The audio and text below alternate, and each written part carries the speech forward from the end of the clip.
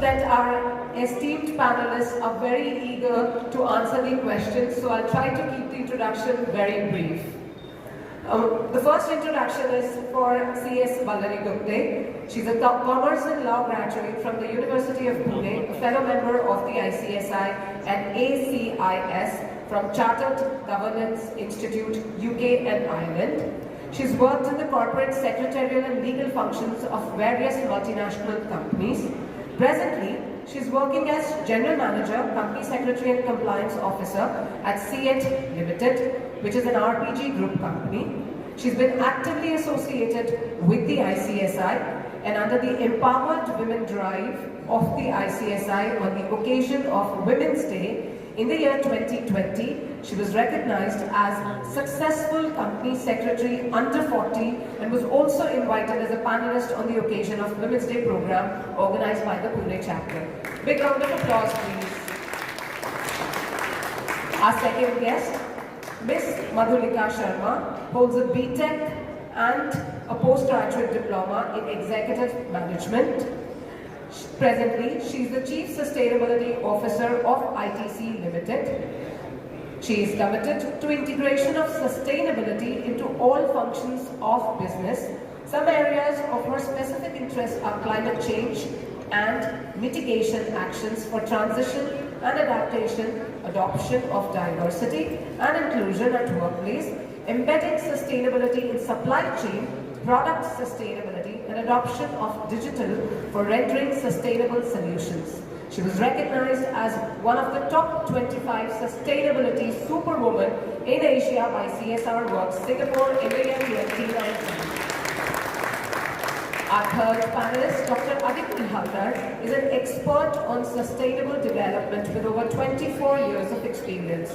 Currently, she is the Director of GRI Regional Hub, South Asia, and her primary role is to advocate, research, communicate, dialogue with multi-stakeholders constituencies in making sustainability and transparency a standard practice amongst the South Asian region and the global community. Her focus is creating trustworthy conditions in the society through credible information exchange between businesses, governments, financial institutions, civil societies, labor, academia, media that will enable constructive dialogue and informed decision-making at the organizational, regional and national levels. Our fourth panelist, Dr. Arvind Bodhankar, holds a doctorate in climate service and marketing. He's also a certified independent director from the Institute of Directors. He's an experienced ESG, CSR and risk management professional with 33 years of experience in fertilizers, petrochemicals, steel, cement, shipping, glass, FMCG, pharma and automobile sector in national and multinational environment. He's the Executive Director, ESG and Chief Risk Officer heading ESG, Risk and CSR functions with Dalmia Bharat Group. By virtue of his diverse experience, yes, there are a few more things to add to his profile. By virtue of his diverse experience and knowledge, he's been nominated on various boards and advisory bodies. I'll just give a few of them, like Director on the Board of Global Cement and Concrete Association, India, Director on Board of Society of Safety, Health, Environment and Sustainability Professionals, Director CSR and Sustainability Institute, and Director on the Board of National Safety Council India. He's also a FICCI committee member on ESG. Big round of applause, please. And our fifth panelist, Dr. Pradeep Panigrahi, holds a PhD in Ecology with an international fellowship from IRD LEST University Paris, 6 France. Okay, that's all in French. He's an ESG and sustainability professional with over 27 years of experience in reputed businesses and is now with the L&T Group. He's a recipient of several awards, including the Mahindra Innovation Awards for innovations around circular economy. Currently, he's working as head corporate sustainability with 20 billion plus USD conglomerate Larsen & Toubro Limited, Mumbai. He was recently recognized as Environment Plus Energy Leader 100 2021 by environmentalleader.com. He's a life member of several reputed organizations, and his work on zero waste to landfill through circular approach has been recently published by Ivy Cases, Ivy Business School in Canada, and HBS Boston. Big round of applause for all our eminent panelists. I will now invite CSB Narasimhan sir to give his opening remarks and take over from here. Good afternoon, everybody. Dignitaries on the dais and off the dais. I've been given an onerous task of moderating this session with 5 experts seated over here, and I, the novice on this subject, will be moderating the session. That's enough of a big warning for all of you. Well, before I request the panelists, I think I've already shared with the panelists. They will be having about 5 minutes to 6 minutes for each of their opening remarks before I finish mine, and then they have each one of them to do it, and followed by question and answers, and I will also take a lot of questions from the audience. And this is going to be a 90-minute session. I'm not going to cut 1 minute either. The sub-theme for the session, ESG, the next frontier for sustainable future, is of immense relevance in today's context, especially in the aftermath of the pandemic that has impacted every aspect of the corporate and social life. Any responsible business shall work on the philosophy of being accountable to all its stakeholders. If I may say so, the seeds of concept of ESG in its nasal form was visualized in the triple bottom line concept way back in the late 80s and the early 90s. And this we call it the triple P. You all know that: people, planet and profit. The term ESG was used for the first time in the landmark study released in 2004 titled "Who Cares Wins? Connecting Financial Markets to a Changing World," a joint effort of United Nations and financial institutions highlighted the energy of ESG issues and made many recommendations. ESG reporting provide many benefits to the companies, such as raising transparency, strengthening risk management, promoting stakeholder engagement, improving communication with stakeholders, and this is what the BSE guidance note on ESG disclosure says. Presently, there are many governmental and independent agencies which provide well-recognized global reporting frameworks, such as Global Reporting Initiative. We have a representative from there, GRI, Integrated Reporting, United Nations Global Compact, UNGC, Sustainability Accounting Standard Board, SASB, ISO 26000. It is observed that most common code of ESG reporting or sustainability reporting by companies in India is through the publication of what is called as the sustainability reports and integrated reports, which form part of the annual financial statements, mostly based on the GRI standards and IR framework. I'm sure if you have been a shareholder, you would have received such a bulky balance sheet, much bulkier than what it used to be in the past.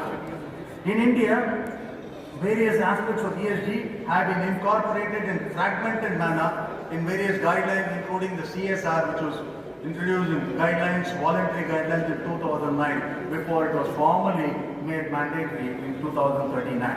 As a step towards GST reporting, business responsibility reporting was introduced in the year 2012 by SEBI.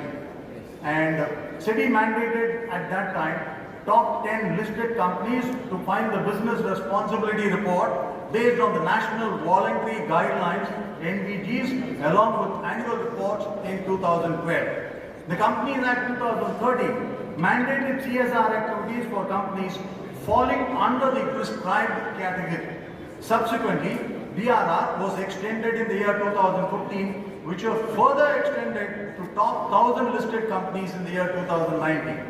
But then came the circular of SEBI on 10th May 21, which has replaced this concept of BRR with a new concept called Business Responsibility and Sustainability Reporting, or the BRSR.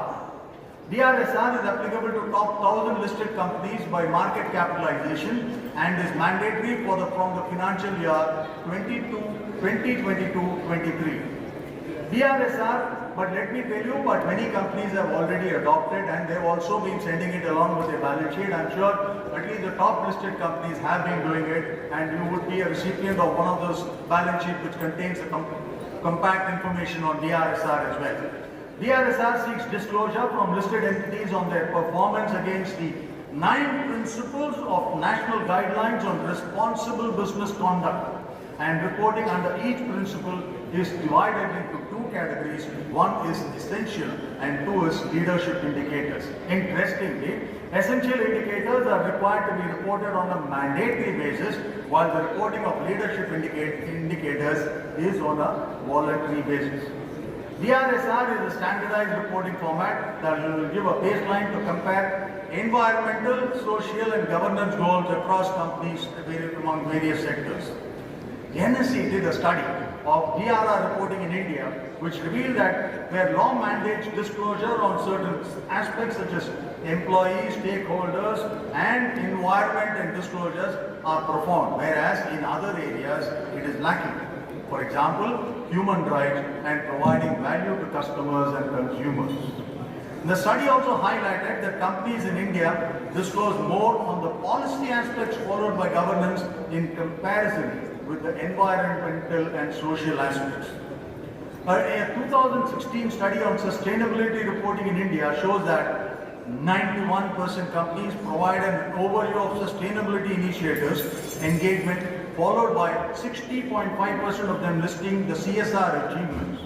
CSR reports were listed on 36% of the website, while only 21.5% provide sustainability report compliant with GRI.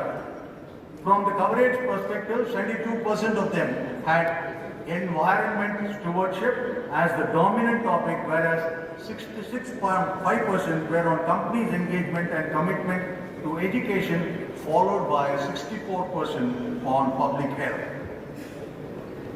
The results also showed the bigger corporations were more transparent and open in their sustainability communication.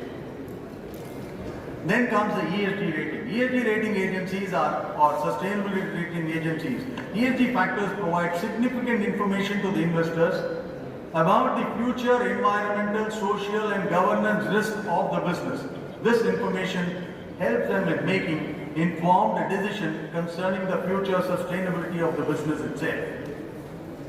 Concerns are raised about the conceptualizing of the ESG factors by different responsible reporting agencies and the weights assigned to them in arriving at the ESG rating. Now, rating is to a large extent it's quite subjective, not a very objective one, but then there is certain advantage in it, and I'm sure rating in the past in any form, excepting possibly rating of financial instruments, has always been quite subjective. ESG disclosures by the companies are generally unaudited. If the information is not reliable, we also have what is known as greenwashing behavior of the companies. It's similar to, you all know, window dressing, or many act as barrier in incorporating ESG parameters in investing. Greenwashing refers to disclosure of large quantities of data in ESG reports by the companies, but in reality, they perform poorly on the ESG parameters itself. Regulators across the globe are focusing on strengthening ESG reporting to curb greenwashing. The next one I would touch upon is on the social stock exchange. In fact, let me also tell you, our president, myself, we had a long chat with the ED SEBI at that point in time and sought also recognition for the profession of company secretaries to act as an SRO. At that point in time, a lot of work had been done by the CA Institute, and therefore he said, no, at this point in time it's too late. But still, I got SEBI knocking on our doors, saying that why don't you also give a fresh representation in the matter. And let me assure you, this group, the participants over here, we are in the process of submitting a fresh representation to SEBI to recognize the company secretaries also as an SRO as far as social stock exchange is concerned. And that, I'm sure, we will be able to achieve it as well. Social stock exchange is a novel concept in India and is meant to serve the private and non-profit sectors by channeling greater capital to them. The idea of SSC was first floated by Finance Minister Madam Nirmala Sitharaman in her budget speech of 2019-20. SEBI in July 22 has notified a framework for social stock exchange to provide social enterprises with an additional avenue to raise funds. The framework for the social stock exchange has been developed on the basis of the recommendations of the working group and technical group constituted by SEBI. Under the new rule, SSC will be a separate segment of the existing stock exchanges. Social enterprises called SEs eligible to participate in the SSC social stock exchange will be entities which are non-profit organizations or for-profit social enterprises having social intent and impact as their primary goal.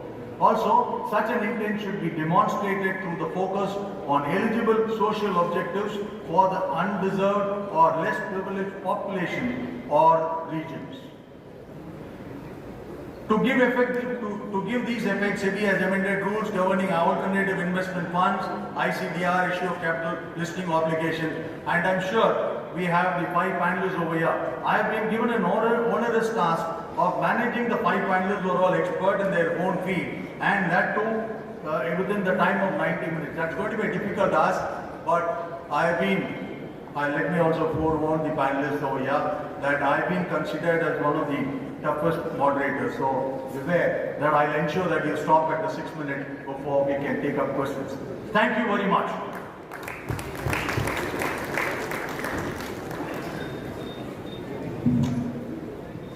Now may I request Dr. Pani Reddy for your opening remarks. Right, thank you, sir. I'll start with my company. I represent a 20 billion plus conglomerate, 80 years old conglomerate, Larsen & Toubro Limited. It's a very rich legacy on environment, social and governance. Something like, we started reporting in 2007 and 8, and when very few companies started reporting on sustainability, and in governance also there is very rich tradition of following the rules of the land. This particular company has also done a lot of things in terms of energy savings, energy improvement, and efficiency improvement, and also tree plantations. So I'm very happy that I'm part of this great company. In fact, I am here thanks to my colleague, Mr. Sivaram Nayak, who's sitting there. So now coming back to ESG and sustainability, so I'm in this field for almost 27 years. See, ESG is not new. Somebody said already. It's not new, and everybody knows that it's not new. But what has happened post-pandemic, there has been a lot of focus on this subject. The simple reason being that today, if you have to do business in this kind of dynamic situation, we need to take care of course, environmental aspects, because climate change has become the number one priority, number one risk for the world, and we all are facing it. Day in and day out, we are facing it. And then there are other issues, like waste has become a very big issue. So circular economy also is becoming a top level agenda for companies. Similarly, biodiversity. Today we are in the age of sixth extinction. So biodiversity has to play a very big role, because I think we all should realize that we all are interconnected, and without biodiversity, without a good balance of natural resources, without a good balance of different aspects of the biosphere, we cannot survive as human beings. Forget about business. Because we survive, because we thrive, and then business comes. And first we need to take care of that. Unfortunately, in last 250 years, we did a lot of things to improve, innovation. We did a lot of innovation. We did a lot of, we took a lot of initiatives to improve businesses, and technology changed so much. But you know what has happened? Today, your CO2 level in the atmosphere is 420 ppm. It should be at 350 ppm or below, right?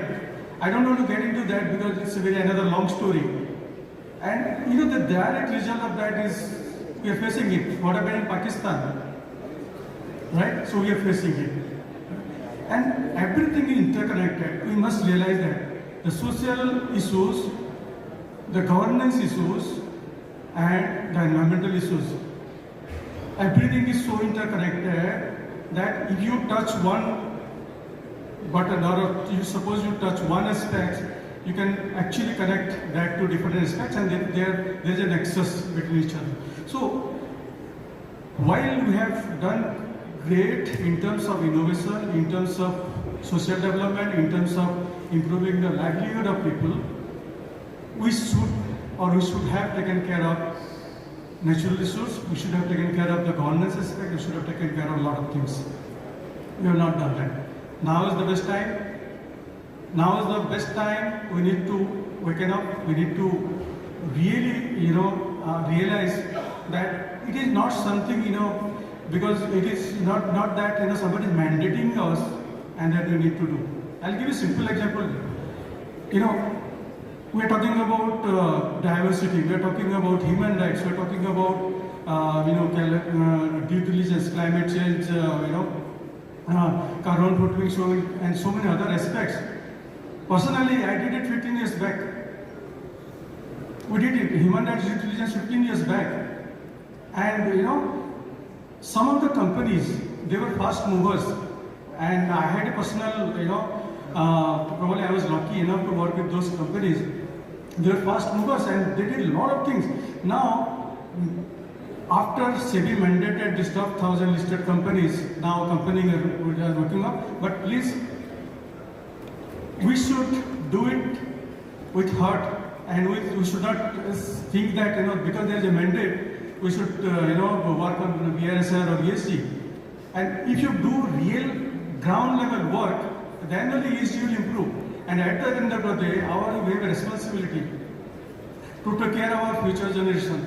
And that will happen only when we really help companies to improve carbon footprint, to reduce carbon footprint, to improve biodiversity, to improve governance, and to improve all the aspects. So I think this is the best time for all of us. This is the best opportunity, I would say. And I am actually personally very happy that the company secretary, all the company secretaries taking so much of interest in this subject. And you guys are actually really the drivers for this particular topic. And I think we can see, going ahead, we personally would like to see a lot more initiatives, a lot more support from our side, especially C-suite. You guys have a lot of role to play in that, to drive policies within the companies. So you can actually make a real change, and you can become a change agent. Thank you so much. Thanks a lot, Dr. Pandey. May I now request Dr. Arvind Bodhankar. Thank you, Mr. Narasimhan. Am I audible? Yeah. Good afternoon to all of you. Madam Host, thank you to ICSI again. This is a Golden Jubilee event, and I feel privileged that such a huge crowd is sitting over here, and I get an opportunity to speak in front of such a huge crowd. Madam Host has introduced about me, but she spoke a little about my own company. So let me give you a brief idea about what my company does. So I represent a company called Dalmia Bharat Group, which is primarily into cement business. We also have sugar and we also have refractories. We are, I think, India's 4th largest cement company. Currently, we are about 35 million tons, and very soon we will be about 49 million tons, and we have a plan to go up to 110, 130 million tons. Now, why I am telling you this scale? Because India is growing, and cement is raw material. Cement is a man-made material which is required, which is consumed just next to the water. I mean, what we consume water, the next quantity of material which we consume is cement.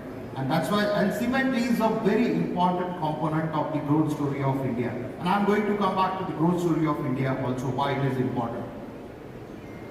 My company comes one of the hard to abate sector. And when I say hard to abate sector, there are 7 or 8 hard to abate sectors. Starts with cement, steel, petrochemicals, fertilizers, power sector, automobile, and these are hard to abate. When I say hard to abate, the CO2 reduction potential with these companies is very limited. I mean, the process is so energy intensive that CO2 will be emitted out of this process. So we are one of the hard to abate sector, and I feel proud that my company, being the hardest to abate, being a cement company, in 2018 we committed that we will be carbon negative by 2040. And none of the world's company, I am telling you, none of the world's company from the hard to abate sector could make that daring to commit for a carbon negative company by 2040. And we did that. And it was not a greenwashing, it was not a lip service. I can tell you, since 2018 to 2021, we could reduce our CO2 footprint by 10%. And which is not an easy task, honestly speaking. I work with almost all the sectors except the service industry, IT or none. And I know even it is in the FMCG, it is very difficult to reduce beyond 2% to 3%, whereas my company has achieved 10% in last 3 years. That is almost 3% year on year. So that's what we have done. And we have a roadmap ready till 2040. While we don't have all the answers today, how are we going to reduce that CO2 footprint? Many people say, yeah, you guys are fools. You know, cement is such a process that apart from fuel which is being used, you also emit lot of CO2 because of your process. So when we convert, how do we make cement? We convert calcium carbonate to calcium oxide. And when we convert that, in the process, the inbuilt CO2 releases out of from the raw material, and that is very difficult to get. If you want to be carbon negative or carbon neutral cement, you need to get rid of the limestone which is being used. But still then we said we will find a replacement, we'll find an alternative for that, and I feel proud I'm working with that company. Our promoters, our chairman, they are highly committed for this. Even our MD, you might have heard him, many of the forums, right, whether it is World Economic Forum, whether it is Davos, whether it is Copenhagen, everywhere he is there. I also travel a lot with him, and so that's about my company. Now, since yesterday, I met many people, and everybody asked me a question. Dr. Arvind, what is this ESG all about? And why there is so much of buzz around it? And the answer, the brief answer which I tried to give it to them, I will try to give it to you also. I know many of the company secretaries are fully quite aware about the ESG because they are coordinating for the risk committees, they are coordinating for the ESG committees, they are for the CSR committees also. So they are quite aware about it. But there are few practitioners who are not into industry. Maybe those people who were the practitioners and not into this. So I told them ESG is nothing. ESG is the way of doing business. It's not a rocket science, honestly speaking. And being a business excellence practitioner initially, we know if you try to do your business in an excellent manner or model manner or the standard manner, perhaps you will excel into the ESG. My friend Dr. Pandey, he tells, all of us, we keep meeting in various forums. And this is the first time we are meeting at a company secretary's forum. So he lightly said that, we were 3 years back, we were a backbenchers, and all of a sudden days have changed and we have come into the forefront. And almost every week some of us are, and some of the other forum we are speaking over there. And that's a good thing about it. So they asked, what is the buzz around this? And ESG is environmental social governance, that's the long form of this. And why there is a buzz around this? Honestly speaking, the buzz around this is because of the India growth story. And that's my perspective. Others may have different story. All of you know that India is growing at a pace of 7.5 to 7.6%. People debate, it could be 9, it could be 8, all those things. Let's consider average as 7.5%. Our economy currently 2.8, 3, whatever numbers are there, but we are poised to be a $5 trillion economy very soon. It may not be 2025 what government has committed, but 1 year here and there, I'm sure we will be there. That will be the growth rate which we are having. My own company has a very aggressive plan. We will be 110 million tons. That is more than 3 times to what we produce today in just 8 years of time. So there is a growth in India. Now at the same time, if you see in the developed world, do they have a growth? No. They have a very little growth or a negative growth or 1%. India for its growth will require money. If we want to triple the growth what you have today, you will definitely require money, and that money has to come from outside. There is always a principle that if the money is flowing in from out, your business is going to grow up.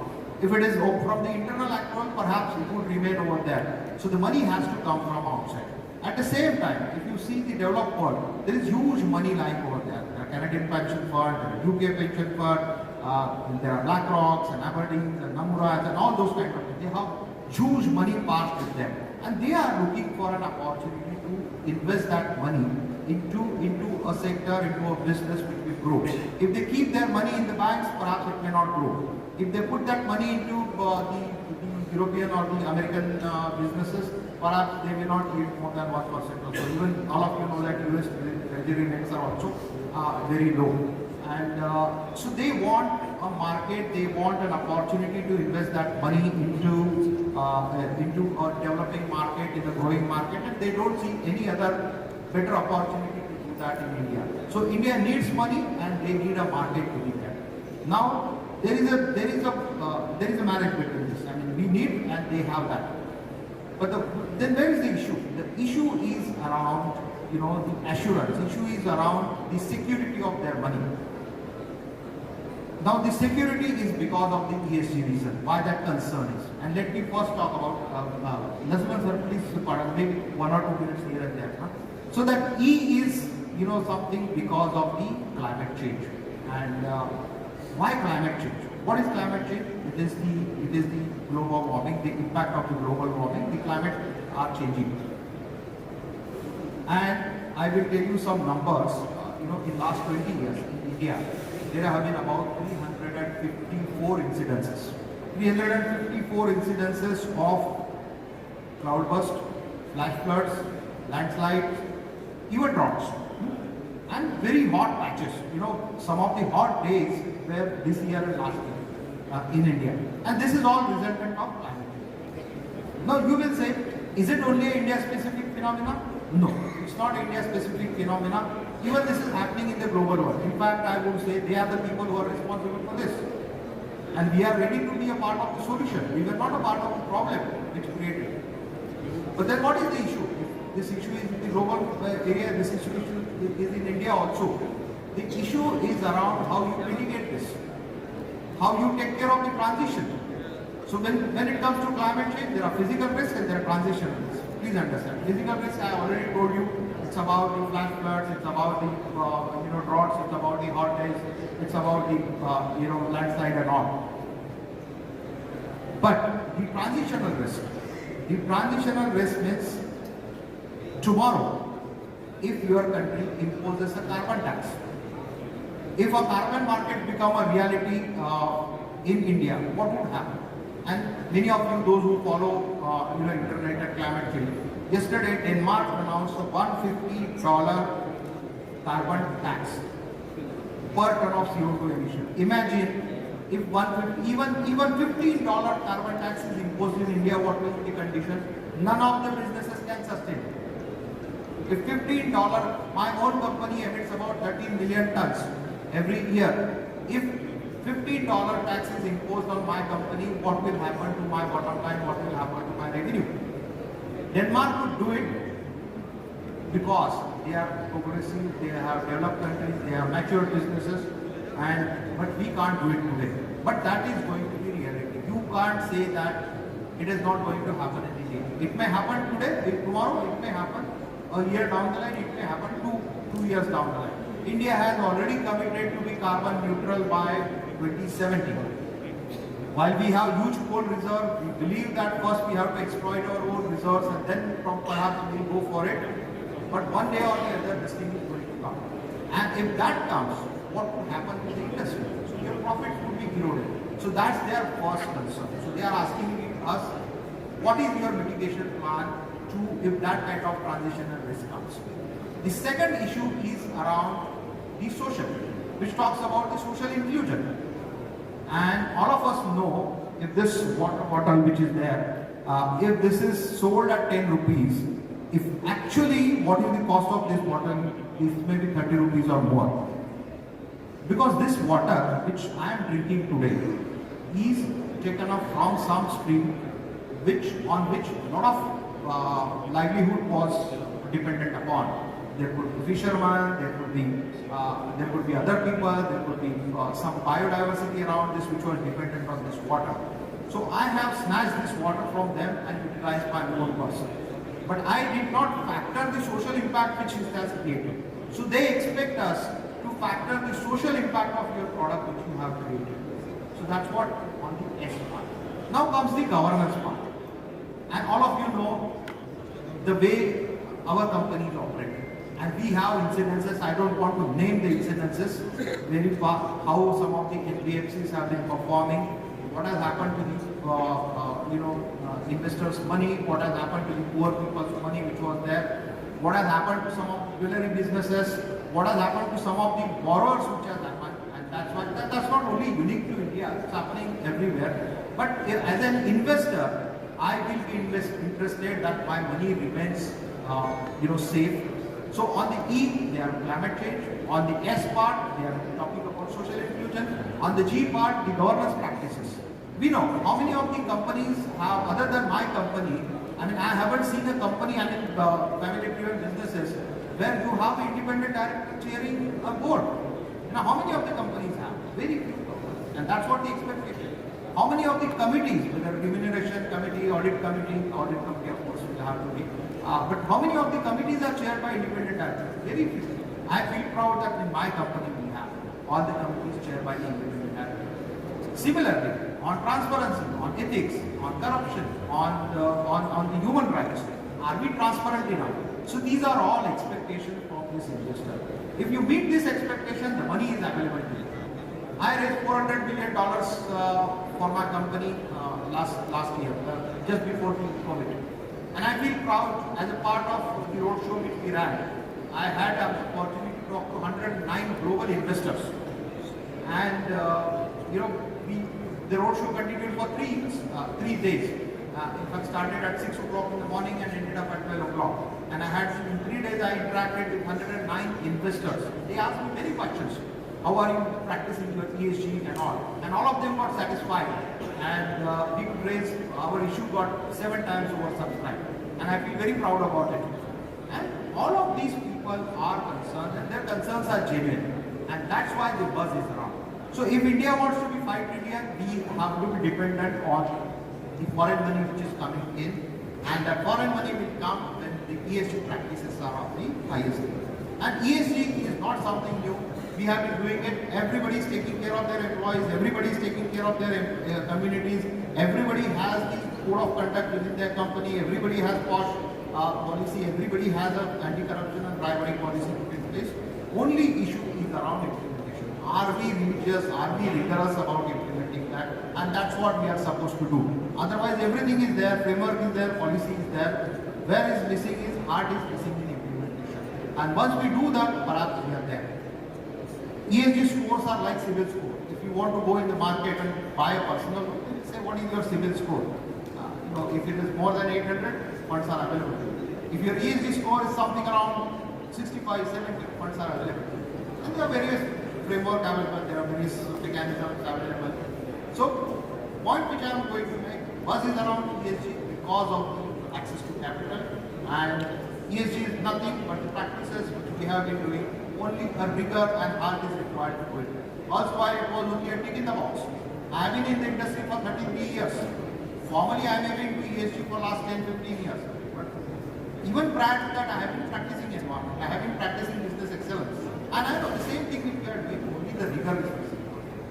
So So that's what, let me take a pause over here and hand it over to Mr. Narasimhan again. Thank you, Dr. Arvind Modankar. In fact, when I shared in the group that what's the time limit you want, I thought I'll give 5 minutes. He said, why 5 minutes? I don't require more than 3 minutes. But in order to manage the time, I said people who talk more will be questioned less.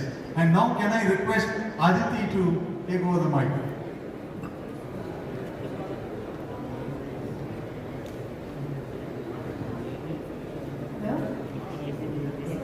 So thank you very much, Mr. Narasimhan, to really moderate this session, and it's a pleasure to be here with the Company Secretaries Institute celebrating the Golden Jubilee, and I'm very privileged to be part of ICSI in many ways since the last 12 years, because we have been partners with Ministry of Corporate Affairs and all the professional institutions including chartered accountants, cost and works and company secretaries. They have been partnering with GRI, that is where I work for. So GRI is Global Reporting Initiative. We have been the pioneer of creating the sustainability reporting framework for, across the world, and now our guidelines and standards are being used in more than 110 countries or so. So if I scan through, I see that the G250 companies, 75% of them are using the GRI standards to disclose the information on their environmental, social, economic impacts to the public so that the public is aware. And the public meaning different stakeholders including employees, other peer companies, regulators, investors, labor organizations, civil societies and media.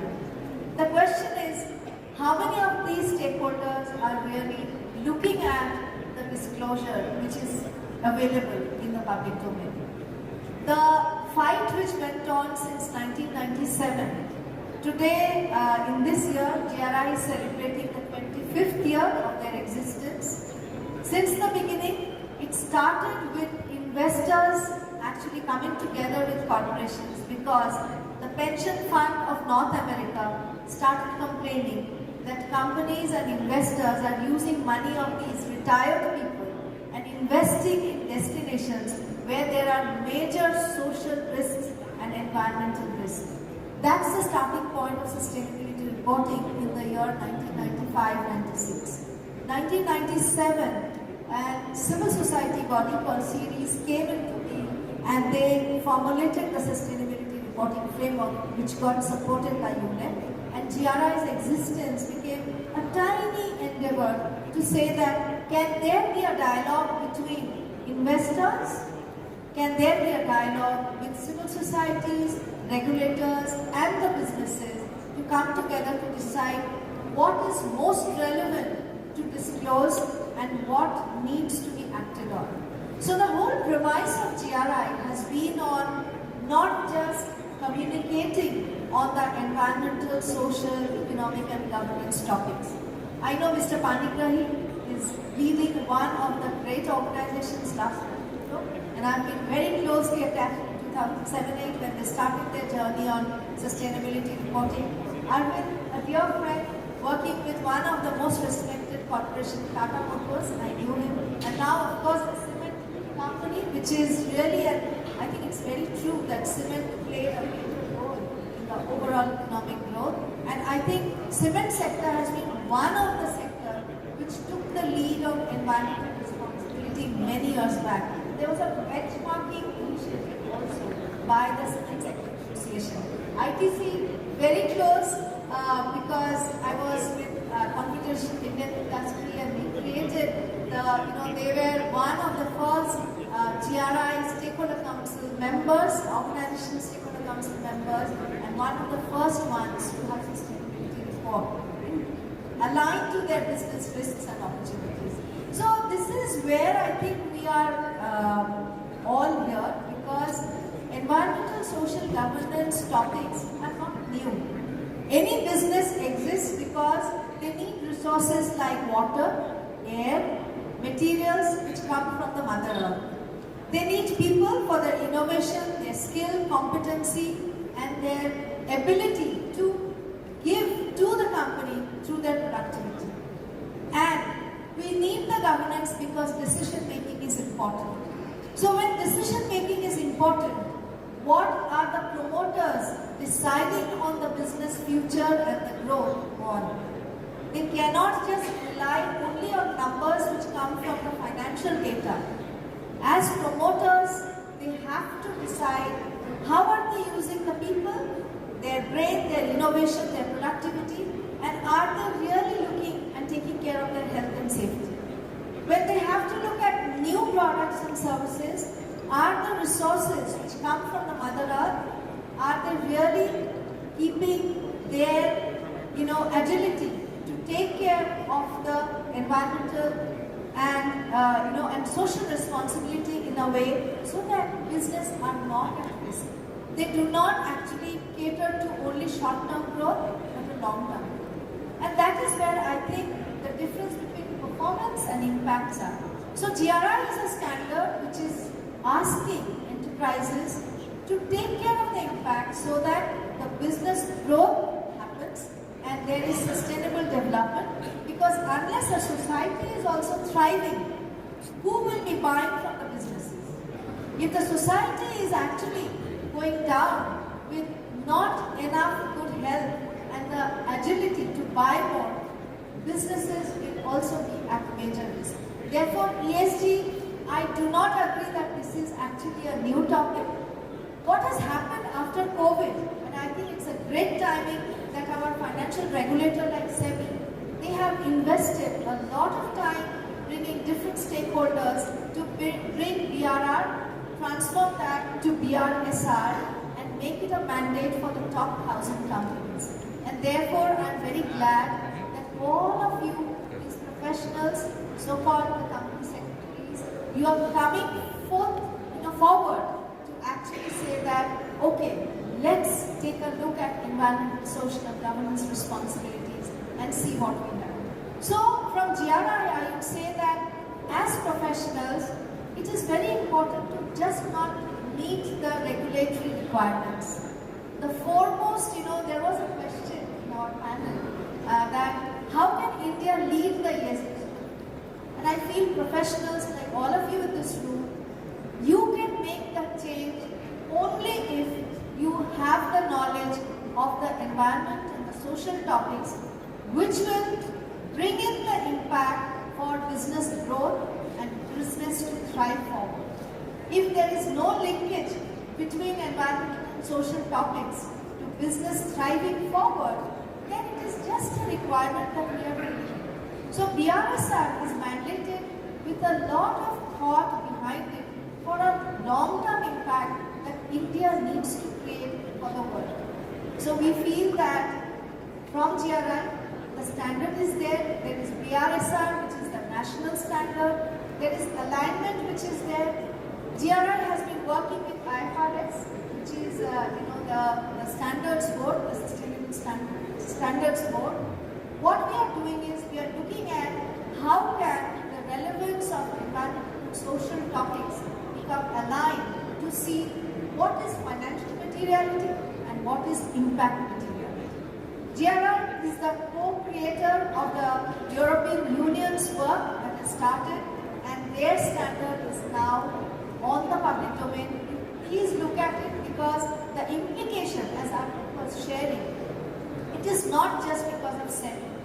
The European Union and its supply chain, they will trickle down to India and its surrounding countries where the manufacturing base is. Therefore, ESG is no more just the elitist group who will be working together to say, oh, I have a sustainability report based on a global standard like GRI, or I have a sustainability report based on BRSR. It will be definitely coming down to the point of what gets counted. Are you really counting on what gets counted? And the other thing is, after the counting, the analysis should be done to really help the promoter of every enterprise to make a very wise decision on what are the priority areas of environment and what are the priority areas of social. If that decision is not happening, business is definitely at risk. So there is no question to whether ESG is new or whether whether ESG is old or whether ESG should be given priority, it has to be integrated into the business DNA. And the most important thing is move away from how many reports you disclose on the public domain. What is the change which is happening before and after reporting? What are the matrices which are still not coming in the report? And why are they not coming to the report? Do you want to be in hiding, or do you want to make it transparent so that action can happen? So my, the statement that I want to leave behind is count what counts, measure what is relevant, and please take action for the change that you are desiring for. Thank you very much, Doctor. Wonderful, wonderful, wonderful. That's coming from the heart of a regulator, let me tell you that. Now, can I request Madhulika ma'am to give her thoughts on the topic? Thank you. Yeah. First of all, good afternoon, everyone, and my privilege again to be here at the Golden Jubilee of the ICSI National Convention, and to be a part of such an, such a august panel on this dais. To start with, I think one of the things is to be, after so many speakers, is that most of it has been said. What I'll try to do is also do the connecting piece on, why it has become so relevant and what is your role sitting here on the other side of the dais in terms of company secretaries, and how can you spearhead this subject in your own organizations, in your own sectors that you represent. So first of all, something about me. So while I've been introduced, but I have about 30 plus years of work experience, and I have been, large part of it was in Tata Steel, and then now I'm part of ITC, and I have while I've worked on various functions, I think for last 7 years I've been working in the domain of sustainability, and this is where my passion lies, and I've finally found my, calling, I'll say. And on ITC, and I'm very proud to represent ITC here because it's a one legal entity, but 12 different businesses, and having 200, and the complexity and of the whole supply chain.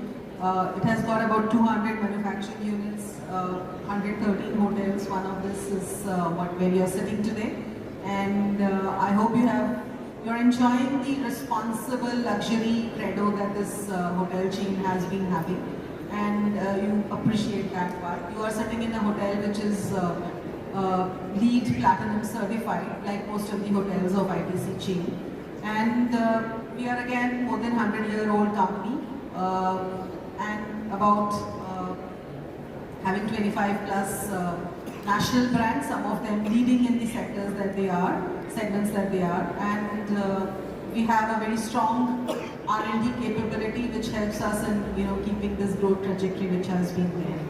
And while sustainability it has become fashionable, I have no qualms in saying that maybe the seeds of this subject was sown 3 decades earlier, when the whole triple bottom line approach was institutionalized across the organization. And again, as Dr. Aditi said, we have been one of the pioneers in making a very transparent disclosure. So we came out with our first GRI-based sustainability report way back in 2004, and we across, and trust me, covering across 12 different businesses as one legal entity, and having most of the KPIs getting assured as a reasonable level of assurance. That's a whole lot of task, and you can ask me the pain that is there. We are again very proud to say that one of the very few companies of this size who have attempted voluntary BRSR this year.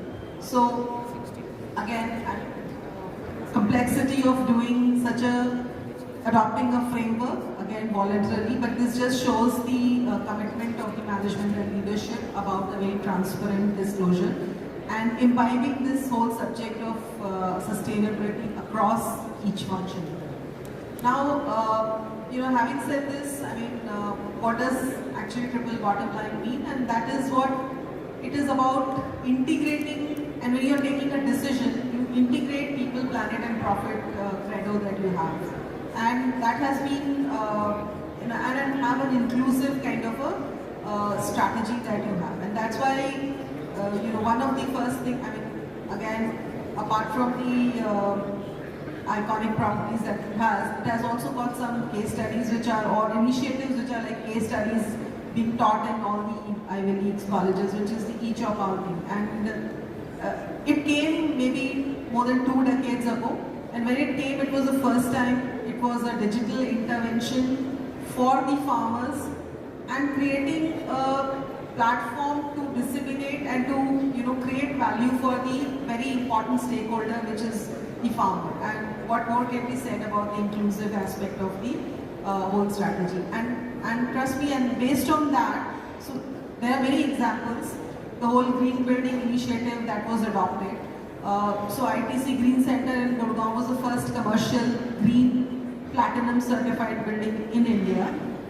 We have the distinction of having the first zero carbon LEED certified hotel in the world, which is the ITC Windsor in Bangalore. And now we have 3 such hotel properties in India which is zero carbon certified.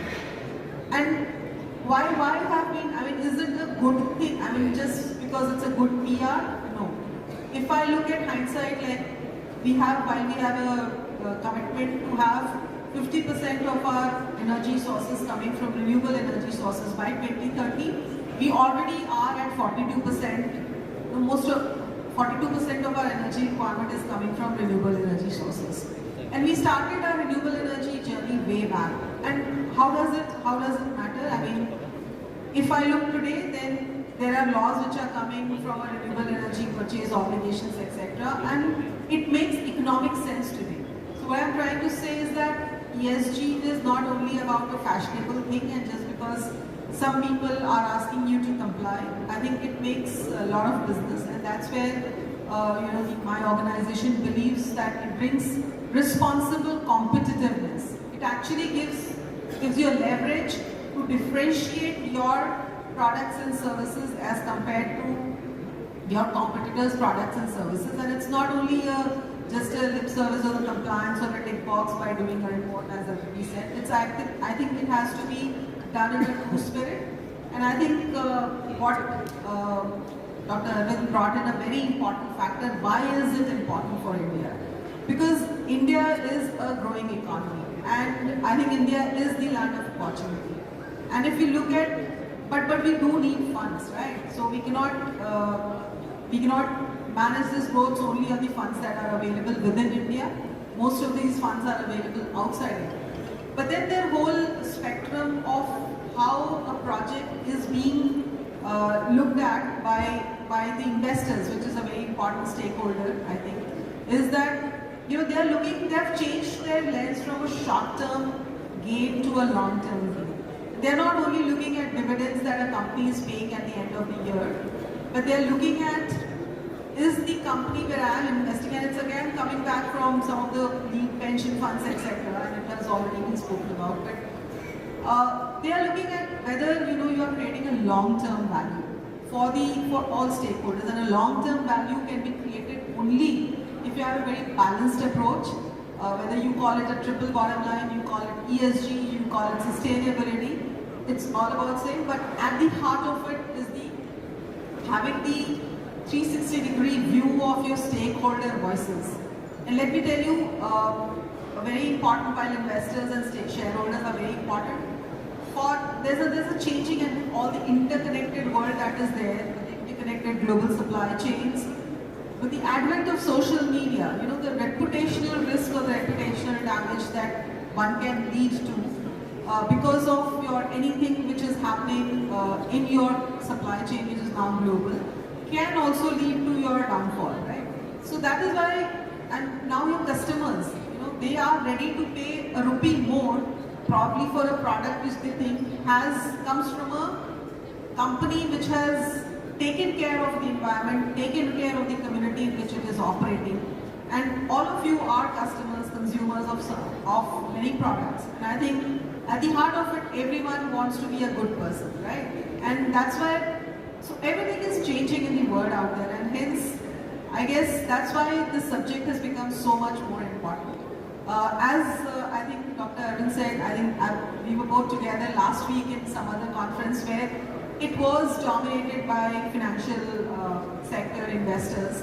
And jokingly somebody said that, maybe 3-4 years ago, it was the CFO who was seeing the MD everywhere.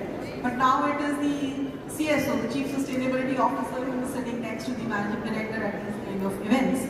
So that is happening because I think more and more organizations, more and more people are realizing that it makes business sense, and that is why it's not no more fashionable thing to do. I'm very happy. I think most of us from the sustainability fraternity, we have been invited for the first time to a company secretary forum. Very happy to be here, and very I think because you are the custodians of a very important stakeholder, which is the shareholders, and you are.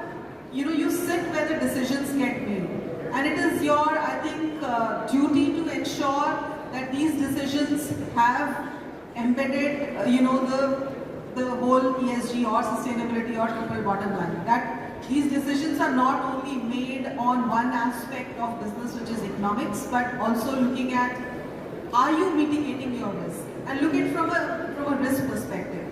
And if you read then, the World Economic Forum for last 10 years. The top 5 or the top 10 risks, they are dominated by risks associated around ESG. So climate change continues to be the top risk. Of course, there are risks like human risk, human rights, and all those things which are creeping there. So these risks are not business risks. These are not risks related to whether you make a profit or not. These risks are whether your organization is going to be sustainable for next. If you are a 50 years organization, your role is to see that are you going to be around for next 50 years, and that's where you play a very key role in ensuring that the board makes a decision, and these aspects are also counted on when these decisions are being made. So again, thank you for inviting, and I think I have. Thank you, Madhulika. Let's give her a big hand up. So we are sitting over here in ITC under our shade, and mind you, now the last panelist, it's extremely difficult for the fifth panelist to inter alia not copy what has been stated earlier, though not mutandis copy. She is the company secretary, she understands the language better. Over to you, Valerie.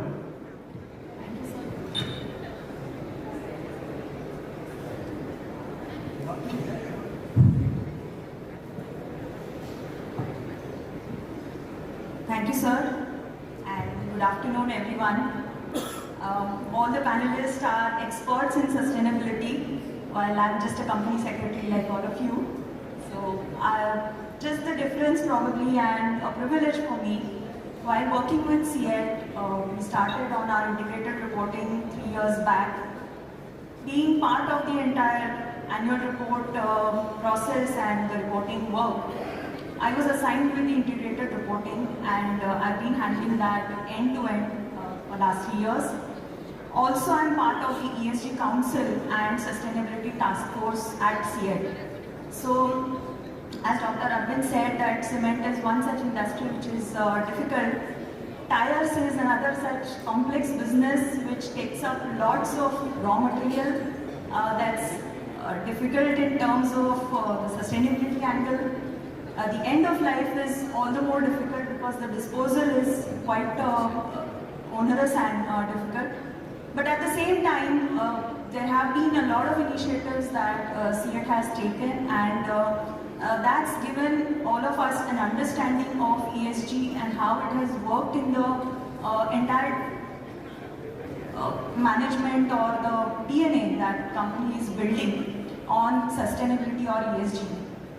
On the environmental front, the company is committed to reduce its carbon footprint by 50% by 2030.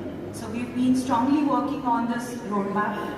On the social front, we have diversity and inclusion, and I'm happy to share that we had last year we had our first batch of transgender hiring.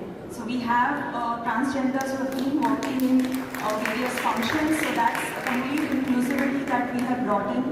Diversity is not just the women employment or the female ratio that the company may be building in, but there is a geographical diversity, educational diversity. So not necessarily person is brought in from the exact field that is needed. There have been people from different background working in different functions, bringing in a lot of different perspective and freshness. And on the governance front as well, the company is working hard on all the fronts, all the disclosures, all the parameters that need to be taken care. So that being said about the company and my interaction on the ESG front, what I've learned in the last 3 years, and I can quickly share that, hoping not to repeat what they have said. But essentially, it's important now more than ever to know that the corporates cannot operate in silos. We are part of a value chain, some or the other way, and we impact each other. So now it's important to know that how we are impacting or how we are getting impacted, and how we can mitigate those impacts which are negative or improve those impacts which are positive. It's therefore important for the corporates to understand that ESG is not just a fancy word, but it's an important decision making, or it's being mindful in the entire big picture. For every action, every decision that you are taking, how you are contributing to the entire world, to the community, to the environment, and so. As was rightly said, it's all about investing. So we need to know that unlike the typical annual reports or the statutory reporting, the investors are no longer looking at the past performance. They need to know what is your strategy, what are your risks and opportunities, and how the corporates are responding to it. That is where the entire ESG, the commitment and reporting is coming into picture. SEBI is driving the entire reporting framework, while we have also adopted the integrated reporting much earlier to BRSR. But the entire intent of SEBI also in 2017, when it introduced integrated reporting, was not to make it a tick in the box activity. So it initiated as a voluntary activity, and of course now BRSR being more data centric, it is creating larger level of awareness. So the transition from BRR to BRSR is going to be really interesting and challenging for all of us as company secretaries. So that is how the entire role also of company secretaries is going to evolve. The corporates, nations and individuals who have been part of the 2030 agenda, the sustainability agenda, we are looking forward to contributing to it in every bit that is possible. So the whole concept of ESG, and we've been all saying that it is not new, it's been there for a while, but it is all about being mindful, being aware, and taking every step that is going to count in the future in every possible way. So thank you very much once again. Thank you, Valerie. Wonderful. Before I start the few questions to be asked, I would request the participants also to get their questions framed, and I will definitely allow you. Yes, Satinder, I'm sure. Just give me a minute. Another thing I just want to tell all the panelists here. Soon your job is going to be at stake, because we have introduced a subject on ESG in the new syllabus which is coming, and I'm sure the members will get sensitized about the concept of ESG, which is going to be the future as far as any country